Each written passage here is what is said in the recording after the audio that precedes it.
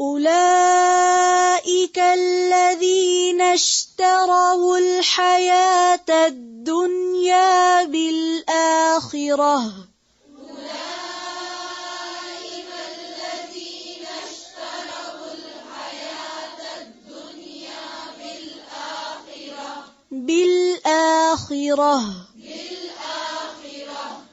فلا يخفف عنهم العذاب ولا هم ينصرون.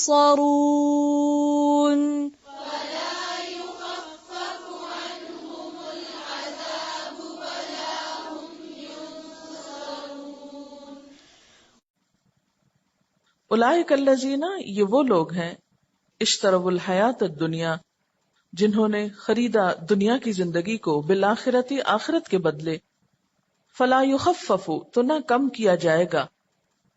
یخفف کا لفظ تخفیف سے ہے، تخفیف اردو میں استعمال ہوتا ہے نا، تو اس کا روٹ ہے خے فے فے، خفا، ہلکا کرنا، بوجھ یا ذمہ داری میں کمی کرنا. مادی اور مانوی دونوں معنوں میں استعمال ہوتا ہے. مادی کیا ہوتا ہے؟ جس چیز کو ہم چھو سکے. مادہ کیا ہوتا ہے؟ میٹر کیا ہوتا ہے؟ جس کو ہم چھو سکیں یا دیکھ سکیں یا چکھ سکیں. اور مانوی کیا ہوتا ہے؟ یعنی اس کی اسپرٹ، صرف سامنے کی نہیں، ظاہری حالت نہیں جو ہم چھو کے دیکھ سکتے ہیں، بلکہ اس کے اندر جو اسپرٹ ہے وہ بھی مراد ہوتی. تو یخفف، ہلکا کرنا. مادی معنوں میں کیا؟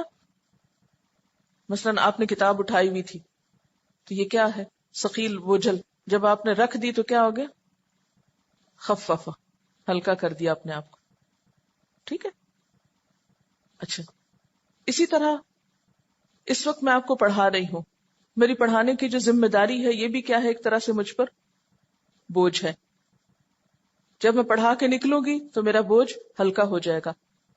کیسے ہلکا ہوگا؟ کہاں تھا وہ جو میں نے اٹھا کے رکھ دیا؟ یہ مانوی معنی ہے. ٹھیک ہے. کتاب کا اٹھانا مادی معنی ہے اور ذمہ داری کا اٹھانا مانوی معنی ہے. تو اب آئندہ میں یہ لفظ مادی مانوی نہیں ایکسپلین کروں گی، صرف بولوں گی اور آپ کو سمجھنا ہوں گے. انہم، ان سے، العذاب و عذاب، ولا ہم، اور نہ وہ، ینصرون، مدد دیے جائیں گے. ینصرون کا روٹ کیا ہے؟ نون صاد رے، نصر، مدد، نصرت اردو میں استعمال ہوتا ہے. اولئک الذین اشتروا الحیات الدنیا بالآخرہ، یہ وہ لوگ ہیں جنہوں نے دنیا کی زندگی آخرت کے بدلے خرید لی. یعنی اپنی آخرت کو برباد کر کے، آخرت کا عذاب مول لے کر دنیا کمائی، دنیا کے چند فائدے اٹھائے.